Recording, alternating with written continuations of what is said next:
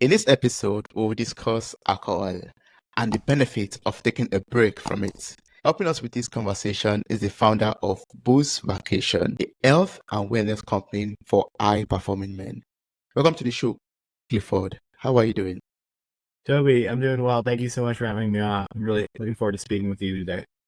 Same here. Thank you so much for joining me today for our Soulful conversation. I'm super excited and glad to be speaking with you because we're talking about alcohol, which is, something that's well spread across all culture or, our society and our world today, basically. And I'm looking forward to, learning about what post vacation means and all the benefits that comes with that also. And why I'm actually excited to be speaking with you is because you founded your company after realizing that the recreational drinking that helped you in your 20s and 30s was holding you back in your 40s. So I found that very intriguing. Can we start out with that? Can you share your experience with us? To go back even a little further, I started drinking in high school like a lot of my buddies did, and if you don't start drinking in high school, typically it's by college, and then getting into corporate America, I was in human resources, which is kind of social. Obviously when you're younger, I think you can kind of get away with a little bit more, and you have more horsepower and just kind of more vitality. I was a pretty big health nut. I had a degree in nutritional science. I played a lot of very physically active. I played water polo, soccer, tennis. I surfed, and so was always very, aware of my health and performance. And um, I did pretty well, and then kind of got into my 30s and started kind of noticing, some sleep issues and a little more weight that you're picking up. That it's a little harder to get away from, some skin issues, and just kind of just your mindset and your brain fog and things like that. And so I think it's tricky from a male perspective because it seems like a lot of me and my peers are kind of indoctrinated into associating alcohol with fun friends, events, and a reward system. We're grown up with great funny beer commercials with the world's most beautiful people, and it's always about relaxing and rewarding yourself for a job well done and working hard, playing hard, and all those good things. And Yeah. that's all fine and true, but the reality is with age, wear and tear, and tolerance, your physiology changes, and depending upon what you want as you get a little bit older, if you want to continue to have high performance and enjoy the ride and sustain it for longer periods, you have to have good health and good performance, and with that comes a lifestyle and things like that. And so I just kind of begrudgingly came to the realization that to state the obvious, that you can only play that game for so long before it starts precipitating some unintended consequences. So that's kind of what inspired me to have my own journey, and then kind of start talking about it with some of my buddies. So that's kind of why we're here. And Yeah. Awesome. Thank you so much for sharing that with me.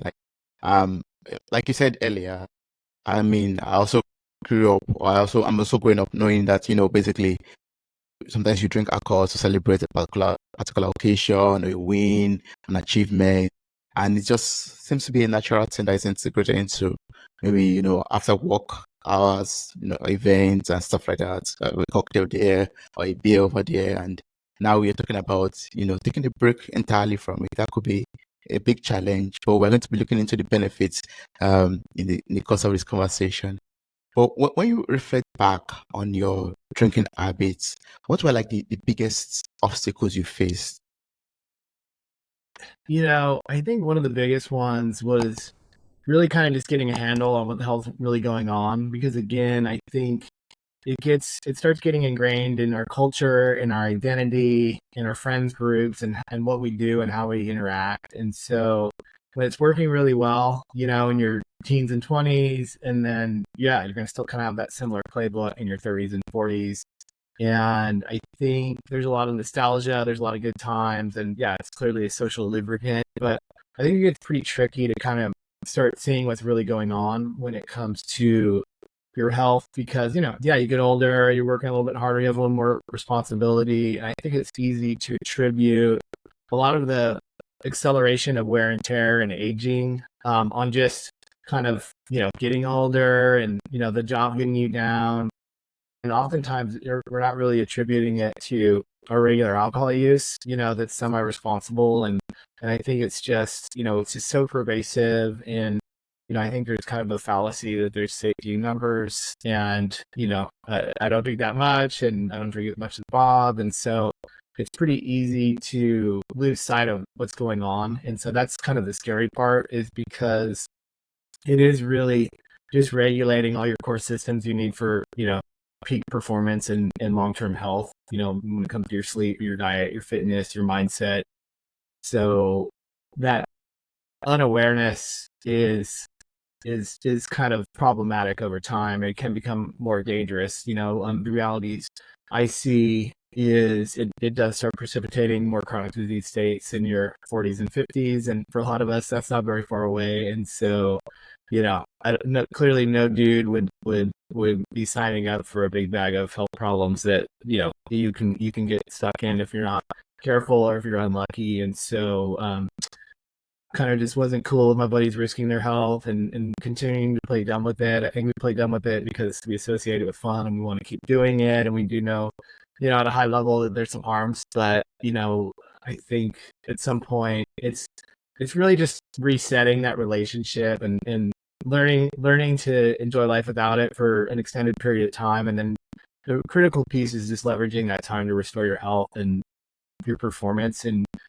because I've found without kind of an extended break, as with age, wear and tear and regular alcohol use, that's nearly impossible. And so you wind up getting, even though you're going to the gym and, trying to eat some salads, you wind up getting results that disappoint. So you're like, oh, it's just not working. And so you stop, and then you continue to kind of go down the spiral down the tube. So that could be that's, like I said, I think when a lot of pre-disease turns into more chronic disease states. And so we've had a lot of success just getting guys to take an extended break and then just doing some really modest diet and lifestyle adjustments and really getting some really accelerated gains. And so that's what we're kind of all about. And then ultimately, it's not sobriety, we're not targeting alcoholics, and then we can set up guys to learn how to do it, stack up a lot of wins. They're looking and feeling and performing better. They have way better body composition when it comes to their weight and their muscle mass and their performance on the pitch.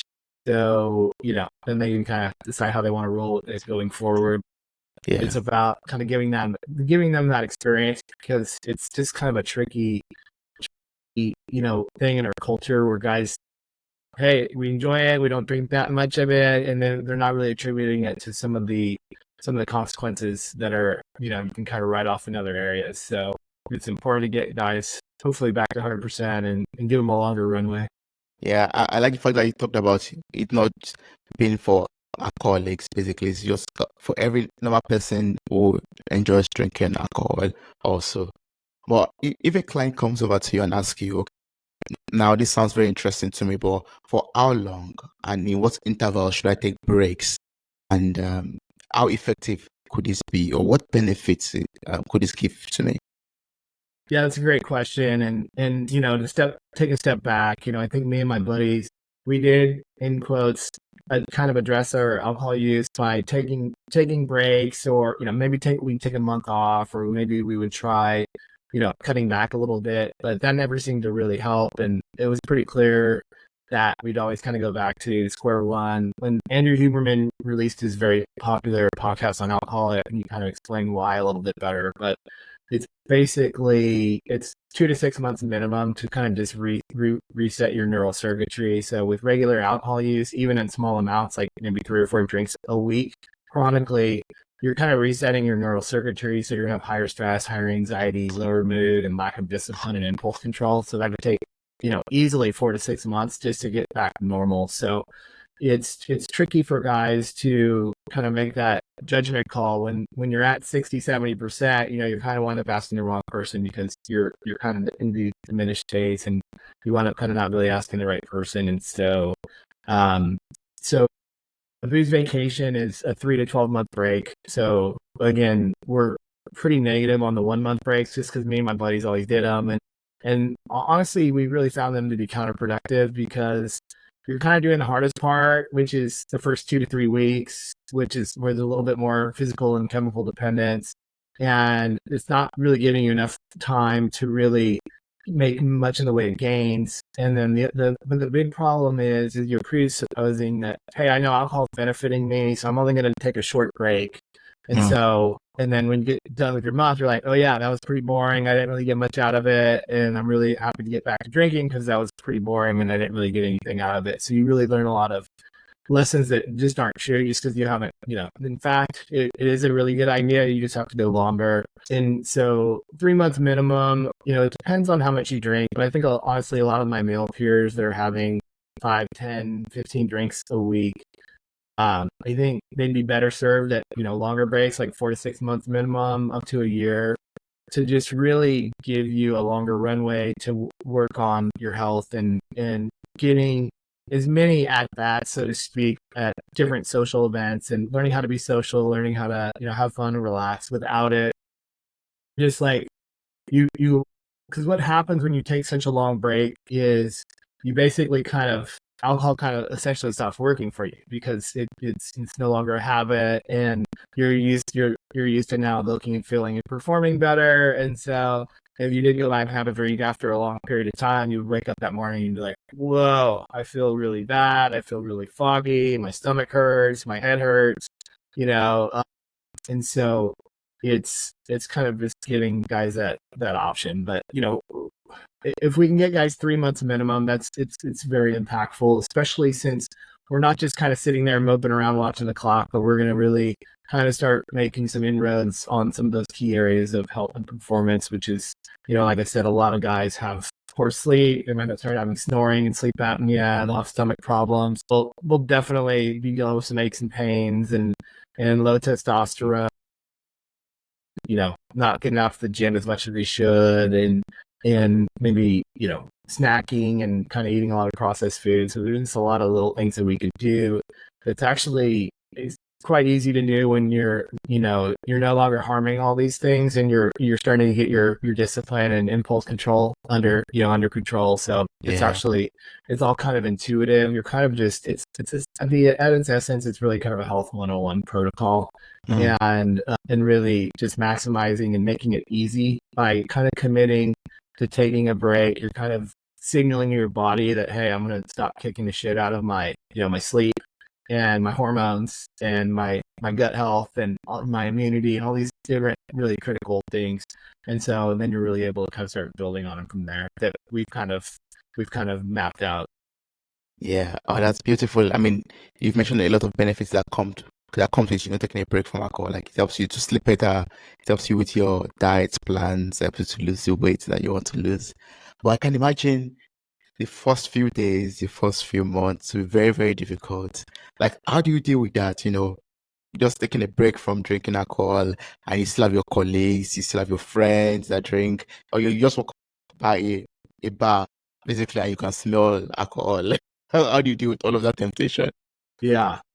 No, and that's why we've really been diligent about kind of just increasing our basic understanding and awareness of what's really going on, what you're up against. And so, the reality is guys play dumb with their alcohol use, and if they knew what it was doing to them, they wouldn't be cool with any of it. Like I said, a couple drinks can reduce your sleep quality by 40%. A couple drinks can reduce your growth hormone by 50%. It's like professional athletes are busted all the time and, find millions of dollars to improve their growth hormone. And here you can, have a couple beers and cut it in half. It's really pronounced negative effects on your health and performance. It's, basically helping guys question, hey, is alcohol really benefiting me? And if you can give them enough information, they'll be like, all right, I'm going to give this a try. And the way we structured it, we're not pointing fingers, we're not pushing sobriety, we're not telling them what to do long term. It's just kind of a really easy lifestyle experience that they can check out. There's a group of guys to do it with, so there's still a social aspect to it.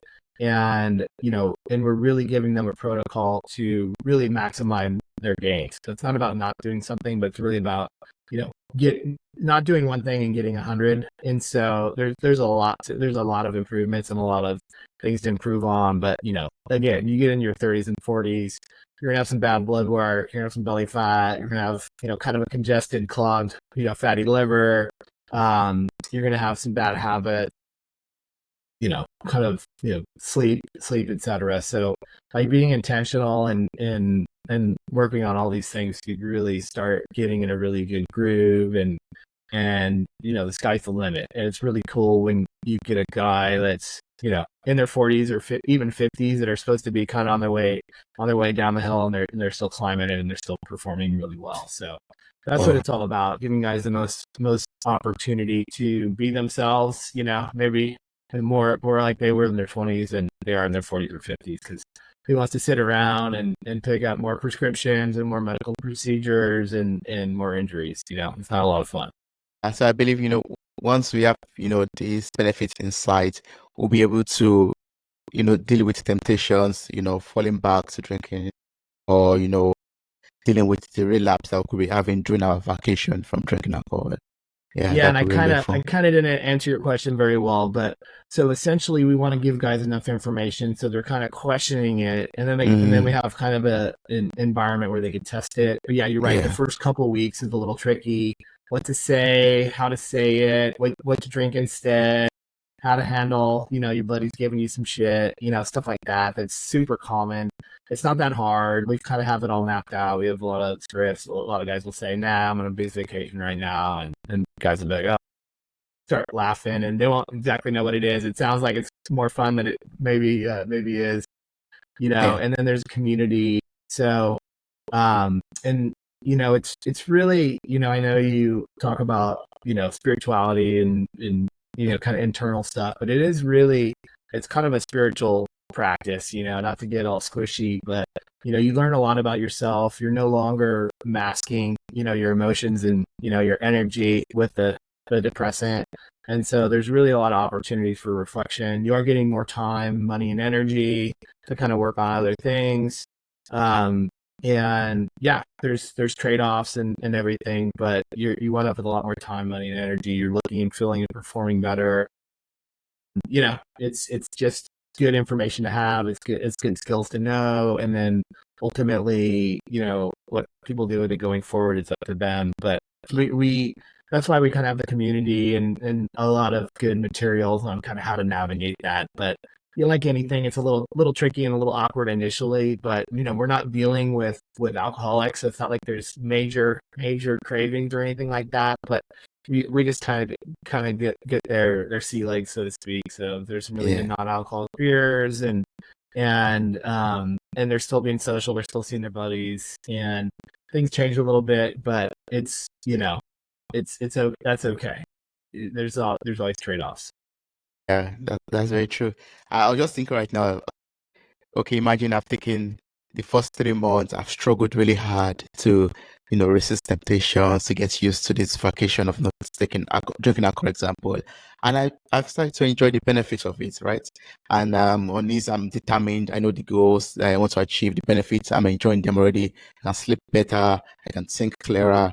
And I'm just enjoying life more than the last 6 months when I was drinking. Now I'm thinking about not going back to drinking alcohol because I don't want to resume back after a year and then want to take a break and then continue this cycle all over and all over again. Would you say that would be a better approach to say, okay, now that you're enjoying the benefits, you can decide to go sober totally? Or would you say, or how would you advise such a person who is experiencing this new way? I think my first advice is take your vacation and see how it goes and see what you think. Because, I think, like I said, I think everybody that takes a 1 month break, "Oh, I already know alcohol's benefiting me. I want to keep this short. I want to get right Mm, back to it." But as you do take these longer breaks, yeah, essentially the guys that take the longest breaks are the guys that drink the less long term. They're the guys that are more likely to continue their vacation. And again, that's why I kind of made the nomenclature kind of fun and aspirational. So it's basically a vehicle that you can leverage at any time, point in time, and say, "Hey, I'm on vacation. I'm not drinking right now." and you don't need really any further explanation. And so, yeah, probably about 25 to 30% of the guys that take vacations continue their vacation. So sometimes they're a couple of years in. I myself, I've had taken multiple vacations as well. So I took a 1 year vacation, and I went back to having maybe two, 3 drinks a week. And then, after maybe 6 months, I had a couple nights where I had 2 or 3 drinks. And like, I don't like where this is going. And I took a 3 month break, and it's kind of just a tool that you have in your tool belt. And whenever you want to look and feel and perform at your best, if you have a wedding, if you have a big birthday coming up. I had a 50th birthday coming up last year, and I was going to surf like big waves in Nicaragua. And so I took a 6 month break, and as I take them, I'm drinking less and less. So I maybe have a drink or two a month now. But so it's not about never drinking again, and it's definitely not about sobriety. I'm not, you know, the reality is none of my peers are looking for sobriety. They may come across it through their own journey, and that's absolutely fine. But I just want to give the gift of a choice, because the current system isn't really giving them much of a choice. It's kind of what brand you want, or you could try these ineffectual things that don't work, which is cutting back or taking a month off. But that doesn't really work for any of my buddies. But this does. This does help you get smarter with your alcohol use. It's giving you clear protocols to really make gains with your health and your diet and lifestyle that you can leverage long term. And then there's flexibility, and you can kind of choose your own adventure. But no, it's neat to kind of have people kind of style design how they best fit. We're men, we can figure that out. People will have different people will come upon different things once they get there. Yeah. Yeah. I mean, this sounds very good. And that I can imagine, like you said already earlier, the importance of community also. Like I can imagine it's very important for one to have a community that helps you especially in the first few days of taking that vacation. So I'd like you to tell us about the program, tell us about the boost vacation and the offers that you or the services that you offer and the community that you build and how they help people on this journey. Yeah, obviously anybody can take a break from alcohol. They don't need to sign up for a program. But Yeah. we've just kind of tried to map out and really tailor it for my buddies that aren't really looking for it, that aren't used to talking about it, and talking about it in meaningful ways that affect their sexual performance, their money, their look and feel, their performance. And it's more kind of more flexible and not finger pointing or anything like that. But if you hop on our website at boozvacation.com, you can take a free vacation. We have kind of a starter kit, kind of playbook that you can look at that'll kind of help you navigate some of the core pieces around planning how long you're going to take, what you're going to say, and some healthy habits to incorporate.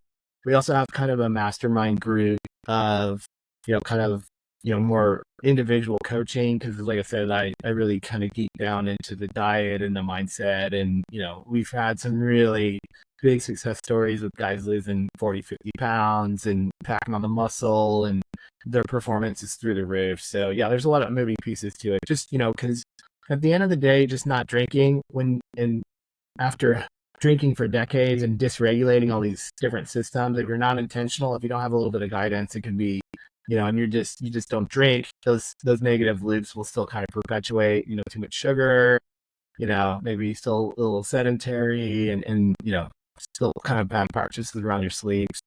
Just kind of protocols and kind of a team ethic. We have free offers, we have paid offers, and we're working on some some in between stuff where we can kind of get swags and really kind of grassroots, get different pods of friends that are doing it, to invite their buddies and kind of get connected, both online as well as community based, like within a specific area. So that's kind of what we're working on. But it's been a fun and challenging kind of business and marketing exercise. And now, as we're getting a little bit more sophisticated and starting to get some better traction, we're trying to figure out a good go-to-market strategy, and so it's getting there, but it's been iterative for sure. Yeah, I mean, it's a great mission to help people, to improve their health, to improve their lives, their happiness also by taking these breaks. But one other challenge I was just thinking about right now is I don't know. I've never taken it. I've never no. I don't drink alcohol, and so I don't know what benefit comes with taking vacations too. But I imagine that your body is going to react to it in some ways. Like if you're used to taking at least three, four, I don't know, bottles of beer every evening, and you've done that for 40 years, for example, and all of a sudden you're taking a break. I believe your body's going to like react to that. Can you tell us how to deal with that and what to do before you start noticing all the weight loss, the muscle gains that you are actually anticipating? Yeah, and I would say, a typical guy is like in his 30s or 40s, and yeah, maybe has between 5 and 15 drinks a week. Has probably been drinking 10, 20 years, is probably more typical. If they are drinking a little heavier, again, we're not playing in the realm of alcoholism. I don't have any expertise in that, and it's not a program for that. We're not going to teach alcoholics how to drink less. Social drinkers that can control their drinking and can take breaks without any, physical harm. If you are tending to drink maybe a little bit more, it might make sense to kind of taper off a little bit slowly. So when you do take that break, honestly, what I found is if guys get why they're taking a break and they understand what they're doing and they know they have a plan and a protocol and some kind of a group to do it with, it really takes a lot of the difficulties out of it. Honestly, the hardest part about taking a break is not the break, it's the deciding to take the break, because I think it's just the mindset shift and how am I going to have fun and what are my buddies going to think? And there's so much, minutia of having this alcohol is fun operating system that just gets ingrained in your system. And so once you kind of unplug that a little bit, obviously it's going to be a little bit awkward, but I think it kind of, even buddies that drink a little bit heavier, they find it surprisingly easy to take on. Because like I said, I think that you just kind of need some peers to say, hey man, this isn't a dumb idea. This makes sense. And if you don't address it, there's very serious consequences that can happen when it comes to just how it's eroding your diet and lifestyle and, impacting all your organs and functions and systems. And if, you're doing well, with your business and your family and like, you don't want to risk it, like, yeah, because guys can start having pretty big issues in their 40s and 50s. This is, something that you're not going to regret doing. And yeah, you know, we want to keep engaged and keep increasing our activity levels and keep, growing professionally and personally and, you know, keep it active and productive, but it's not that bad to do with the way we kind of set it up. Like I said, I think people have a pretty good comfort level when they know that, hey, they have a similar story that as us, and we're doing it, and monkey see, monkey do. Yeah, That's how yeah, it is with a lot of us guys. yeah, sure, sure. And how do you then speak to maybe one of your friends that or a loved one who you think actually really need a vacation from drinking? How do you address that issue when you see a guy who Yeah, actually that's needs it? that's a good question, and it's kind of funny. Oh yeah, clearly doing what I'm doing. I have a lot of opinions. I like offering a lot of unsolicited advice, and yeah, asking buddies to do it it's a weird thing because guys don't do that. Guys don't talk about their drinking in meaningful ways. They don't ever say, "Hey, dude, you should take a break."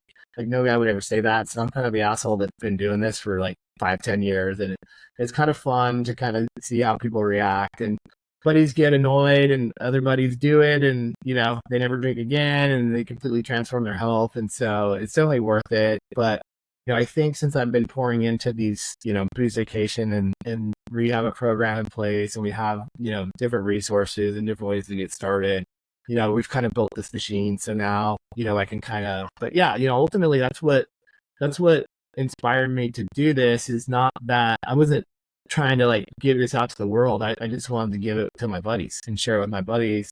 And I had to realize pretty quickly that it's a pretty hard conversation to have, just because when guys don't talk about it, they don't try it, they don't see guys doing it.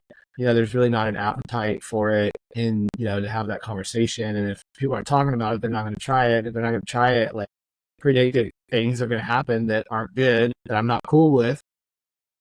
so, I'm kind of doing it for my buddies, but since I couldn't get all my buddies to do it, I started kind of just bringing it out to the world, and ultimately will, shame my buddies into doing it later is my plan. But yeah, as it kind of continues to grow and get some, get some buzz, some more and more buddies are hopping on. So it's cool. And again, it's not like I'm telling them what to do long term, but I just want them to, tap the brakes, work on, restore their health, give them a longer shelf life. And that's what a lot of people wind up liking, looking, feeling, and screwing better and having more money in their pocket. And they keep doing it. But, that's ultimately up to them. But I just want to give you guys the choice.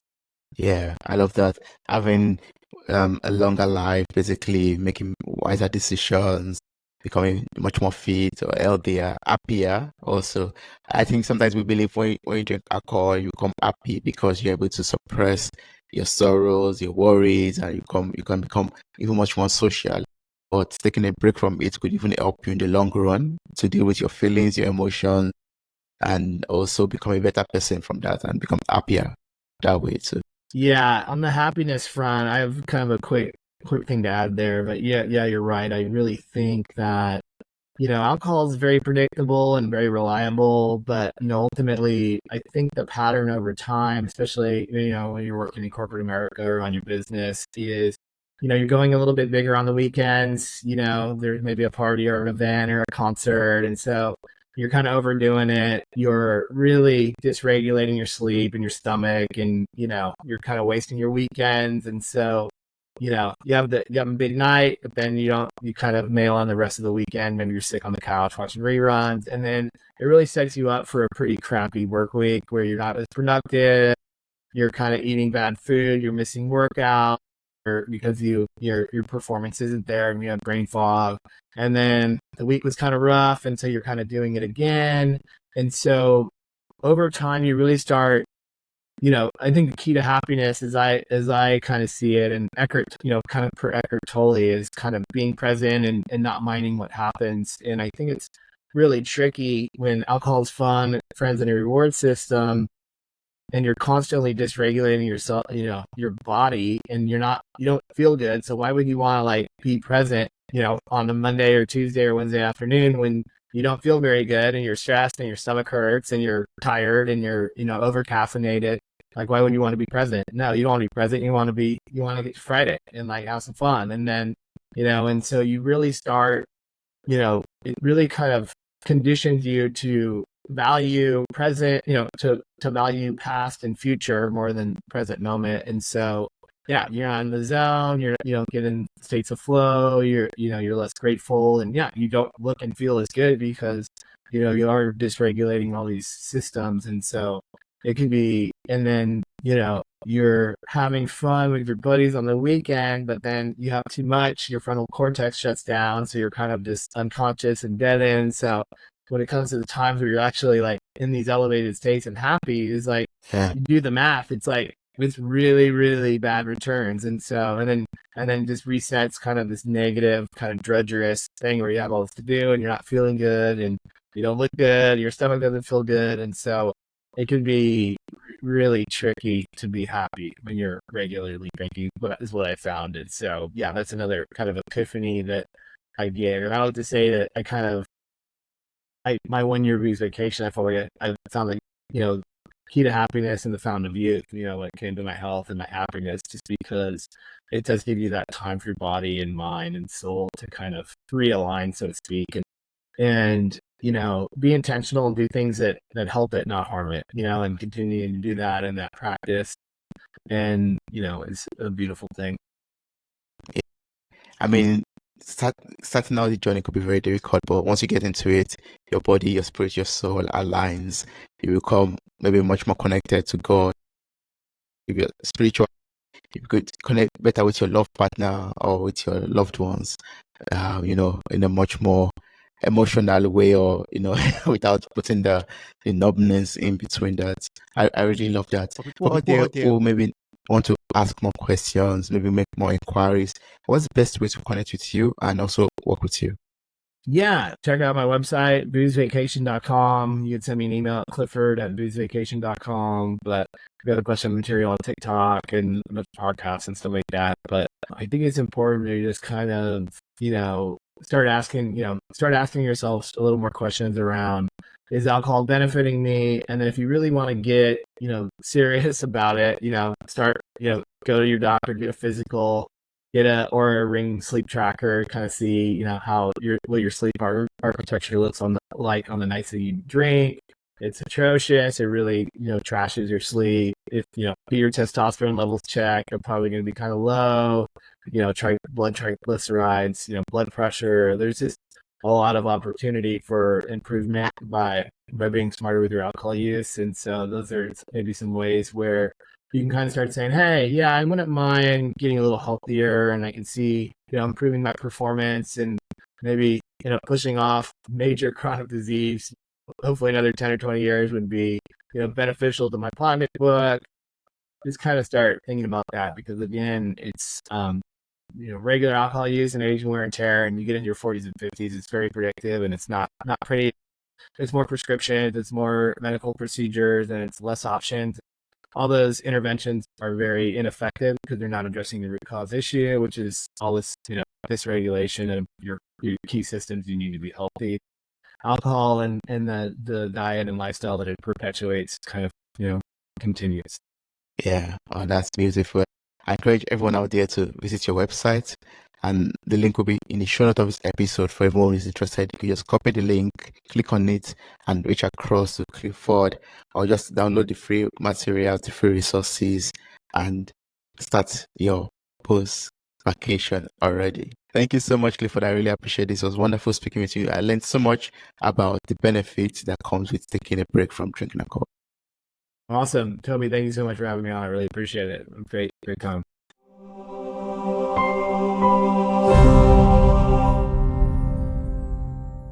Hey there, podcast enthusiasts. Are you ready to add a little sparkle to your day?